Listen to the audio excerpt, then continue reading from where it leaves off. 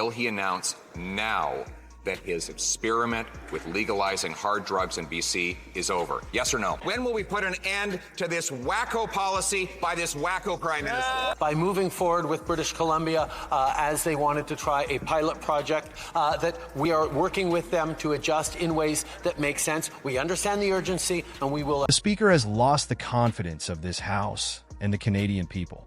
These were Poilievre's damning words, and they hit like a thunderclap just before Fergus's world unraveled. What followed was pure chaos in Parliament, with tension skyrocketing. Fergus's response to the shocking declaration left everyone speechless, adding fuel to an already volatile situation. I gotta ask you about the CRTC. Another Liberal, another apology. I am very sorry. The latest from Quebec MP Greg Fergus, if he were Parliamentary Secretary to the Prime Minister. Canada is presided over by a government that is fraught with ethical lawbreaking. It wasn't just what Poilievre said, but how he said it that has everyone talking. The explosive exchange has gone viral across Canada, sparking intense debate.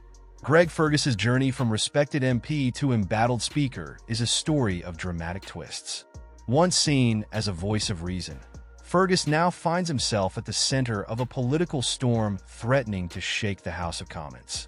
As Speaker, his role is to maintain order and impartiality, a referee ensuring fair play for all sides.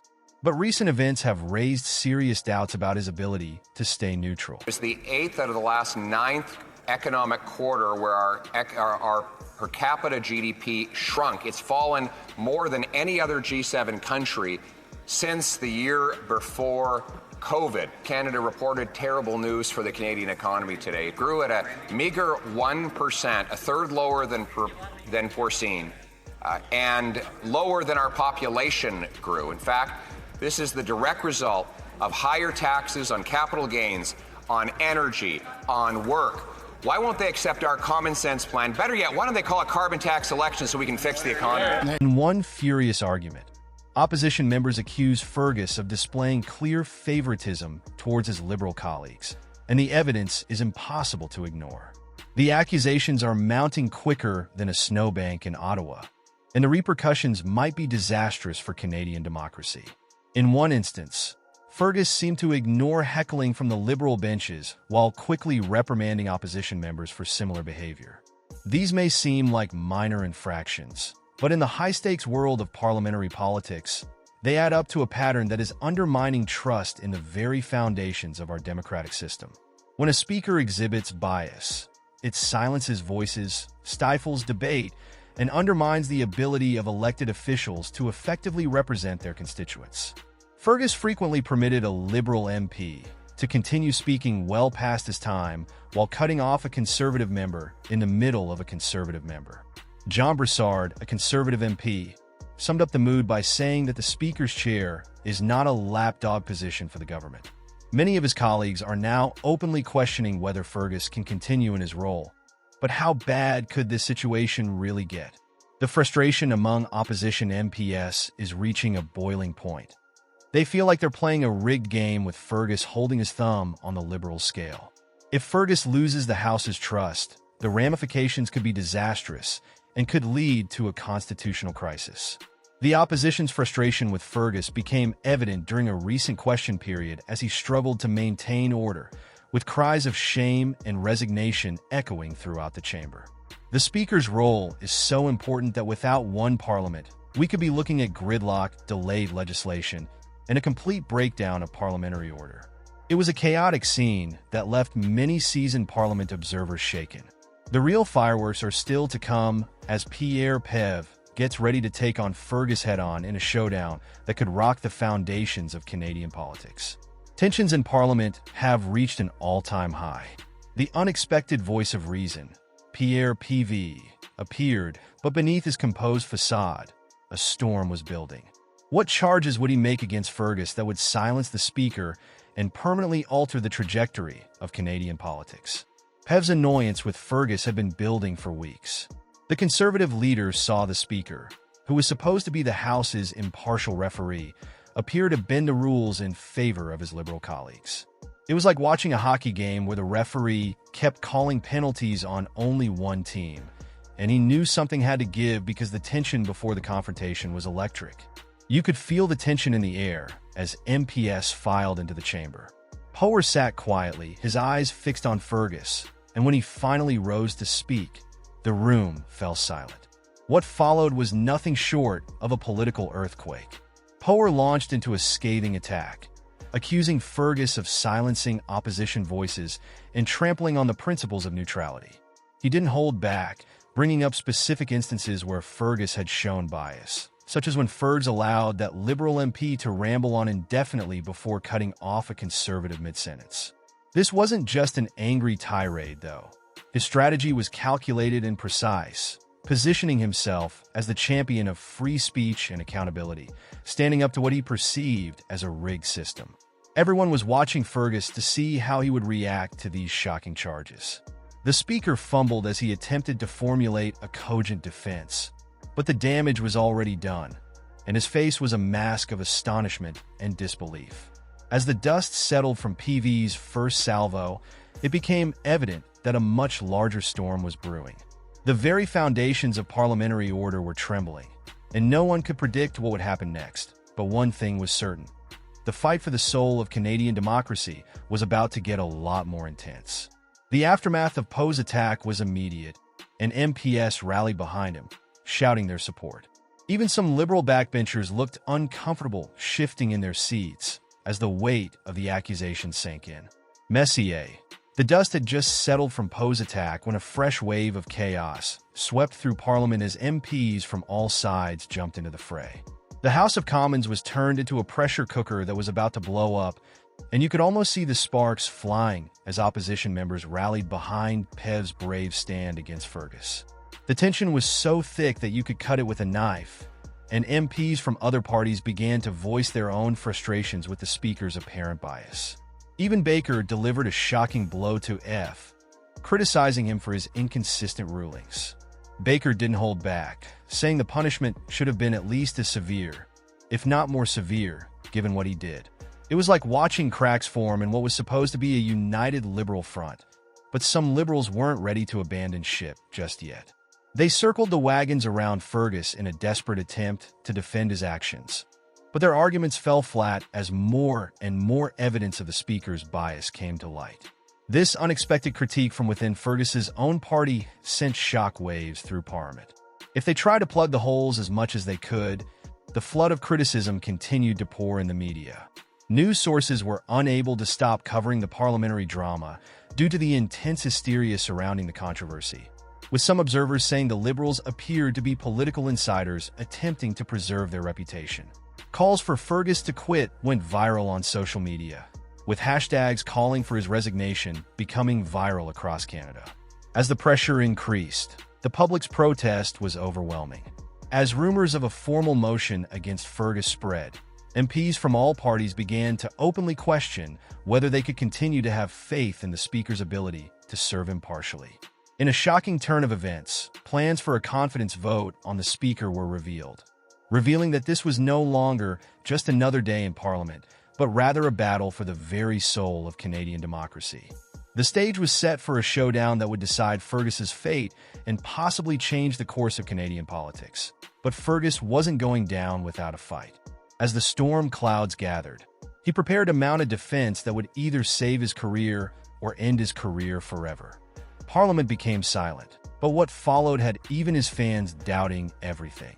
Fergus attempted to portray himself as a defender of justice, saying that his top goals were decorum, respect, and impartiality, yet his words rang true. MPS described his apparent prejudice as hollow, comparing it to a magician trying to explain away a failed trick. The more he talked, the more blatantly he was lying in an attempt to save his reputation. Everyone recognized that the Speaker's clumsy defense only served to show how far he had wandered from impartiality, and Fergus's ambiguous vow to establish a more stringent communication procedure did little to address the pile of evidence against it. Fergus claimed to be a neutral arbiter, yet his actions belied his claims, and the contradictions in his remarks were obvious given his function. Recall how he hushed a Conservative in the middle of a sentence while allowing that Liberal MP to continue. It was like seeing a referee attempt to defend why he only called fouls on one team, and Fergus had no answer for this obvious double standard.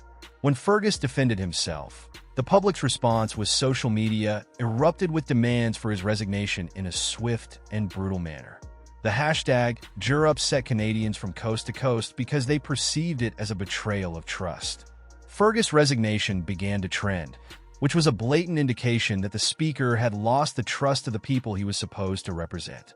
As his support dwindled, even his Liberal colleagues started to turn away, and Liberal MP Yvonne Baker's criticism was especially harsh. As it became increasingly evident that Fergus's defense had failed miserably and that he had only fanned the flames of controversy, Baker's public criticism of Fergus for imposing disparate punishments for similar offenses was like a knife in his own party's back. The effect on his support was devastating. As the dust settled on Fergus's unsuccessful attempt at damage control, MPs, who had previously supported him, avoided eye contact because they didn't want to be linked to a sinking ship. This created the conditions for a spectacular the survival of Canadian democracy itself appeared to be at stake, as the speaker's position was in a precarious situation and the entire country anxiously awaited what would happen next. Supporting Fergus risked jeopardizing Justin Trudeau's political future, but turning his back on him could cause the party to fall apart. The Prime Minister's next move would demonstrate the extent of Liberal devotion. Trudeau's predicament was a nightmare for politics. Cutting Fergus loose wasn't an easy fix, though, as it could be interpreted as an admission of guilt, supporting the Conservatives' charges of Liberal bias in Parliament.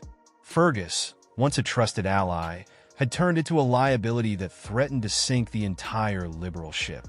The Speaker's partisan blunders were like a gift to the opposition, giving them ammunition to attack the government's integrity. Massive polls revealed that the Liberal support was declining more quickly than a lead balloon. This infuriated Canadians, who believed the government was adopting deceptive tactics rather than concentrating on pressing problems.